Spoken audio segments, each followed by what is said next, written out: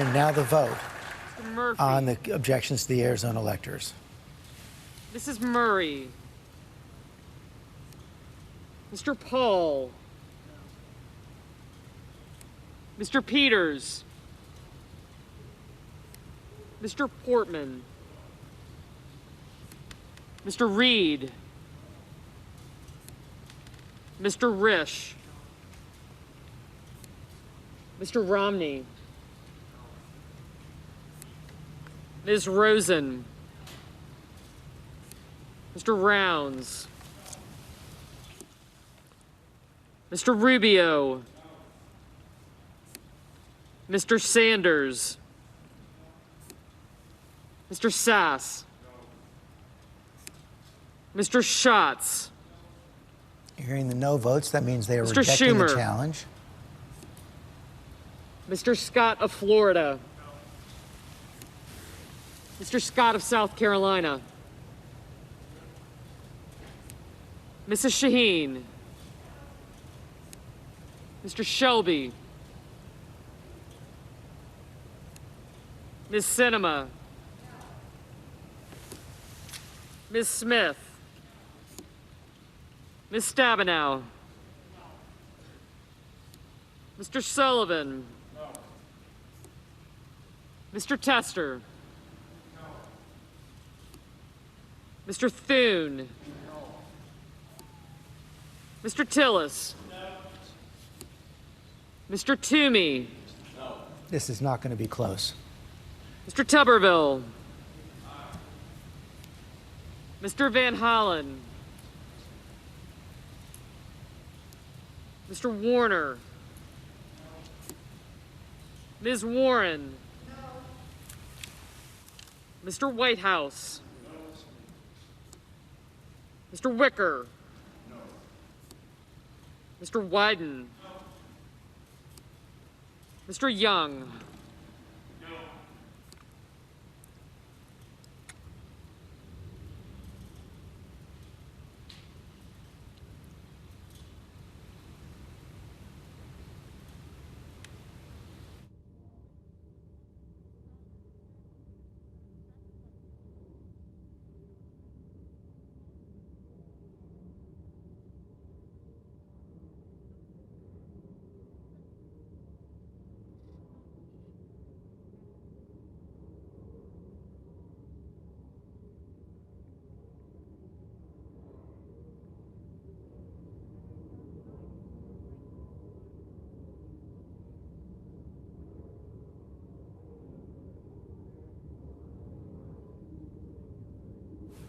Making the tally now, one of the questions coming out of this will be, after what appears to be a resounding no vote on the Arizona challenges, will the objectors go through with the challenges to the state of Georgia, to the state of Pennsylvania, perhaps to other states?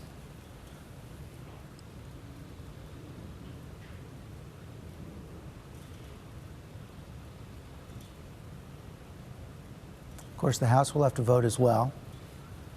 Independent body, making independent decisions.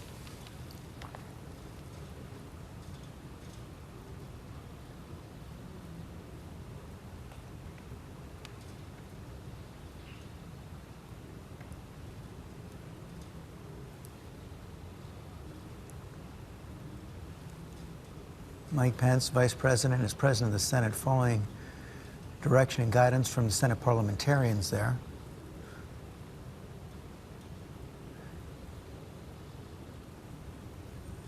Even through the mask, you could hear the senators making their wishes clear.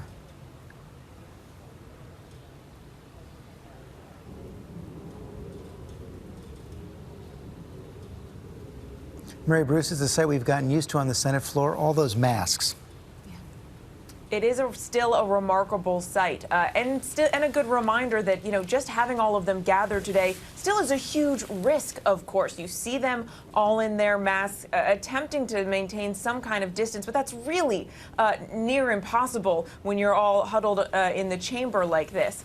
George, to your question about how long this is going to go on tonight, you know, we did get a little bit of a hint from Senator Hawley earlier in the evening when he was voicing his objections, defending his decision to object to the result results, but he said he was going to voice his objections now and not later, perhaps a sign that this may be a shorter process than what we had envisioned earlier in the day. But, George, I have to go back to those remarks that we heard from Senator Lindsey Graham. It is astounding to hear Senator Graham, who had become the president's fiercest defender, his closest ally on the Hill, effectively break up with President Trump there. You heard him say that he and Trump had a hell of a journey, that he hated it being this way, but saying, count me out, enough is enough. Lindsey Graham did one of the most astounding 180s I have seen in our political world. And throughout the Trump presidency, backing President Trump after being a fierce critic and skeptic of his. And then to hear Lindsey Graham come out and say, essentially the American people had to hear it from him,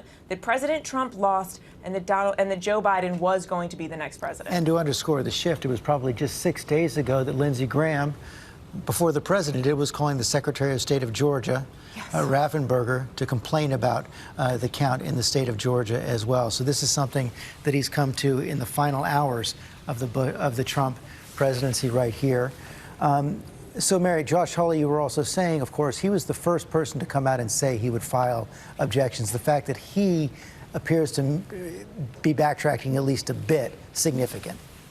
It is significant. Now, he's not backtracking from his desire to object to these results. And he did launch a fierce defense of why he believes this is necessary, you know, saying that this is the appropriate, he felt, venue for these concerns to be voiced, that that Americans who believe in these false theories that the election was somehow rigged do have, you know, a need to be heard. And he feels that this process is the best way for that debate to play out.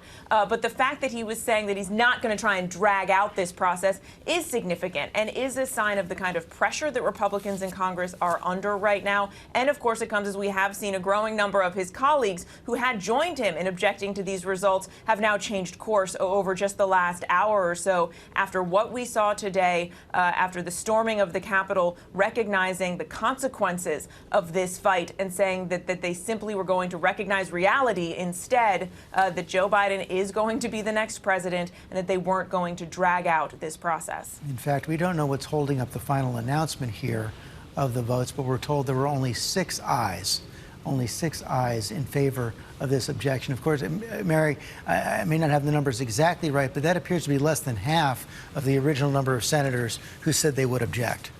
Yeah, you had 13 Republican senators who said they were going to object, and that seems to track with what we've seen over the last hour or so. Is about, you know, a handful of Republican senators have come out and said they're going to be dropping their objections here. But just a remarkable shift, a remarkable change in events, and I cannot say enough and stress enough that it is just astounding that this is what it took, that it took this storming of the Capitol, that it took this insurrection, as you have heard Mitt Romney and Mitch McConnell call it, for Republicans on to this come vote, out the and yeas recognize are 6, reality. the nays are 93.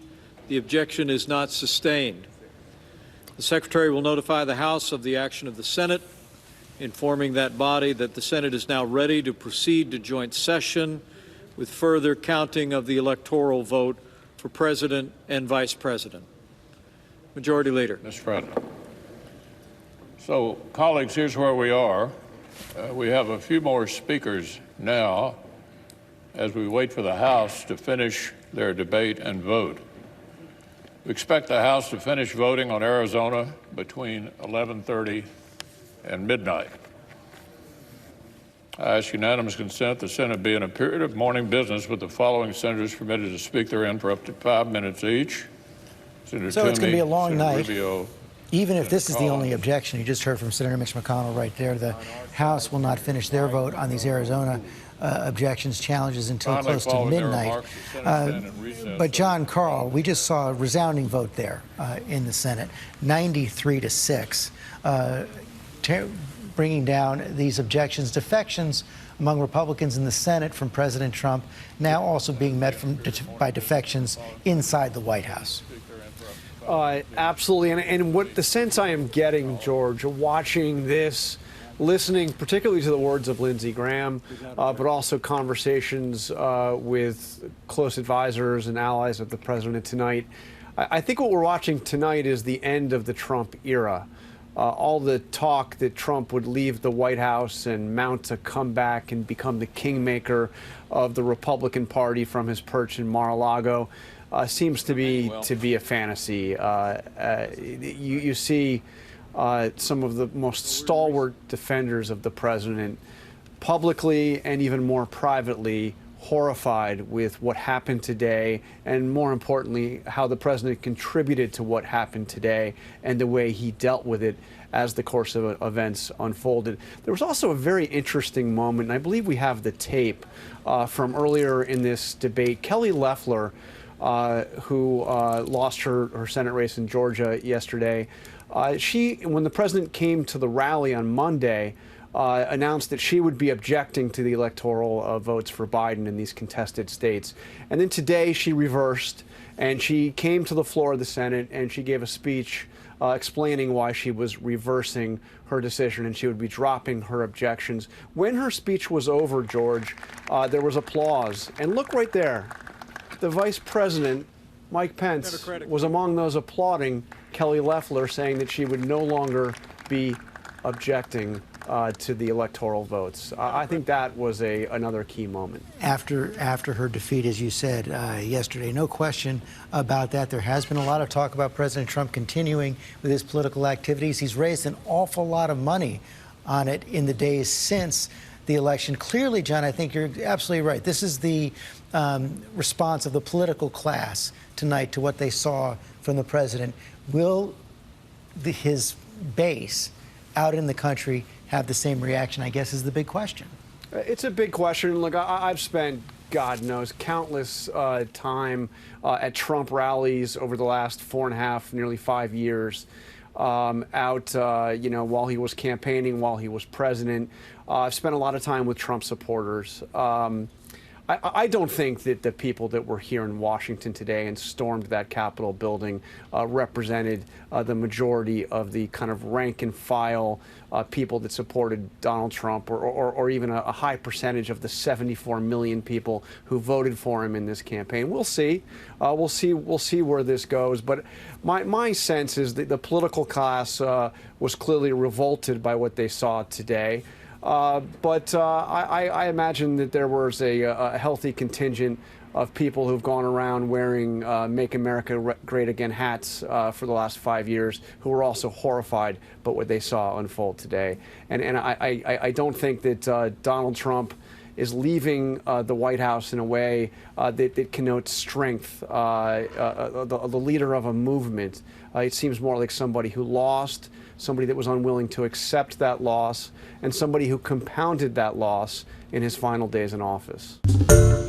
Hi, everyone. George Stephanopoulos here. Thanks for checking out the ABC News YouTube channel. If you'd like to get more videos, show highlights, and watch live event coverage, click on the right over here to subscribe to our channel. And don't forget to download the ABC News app for breaking news alerts. Thanks for watching.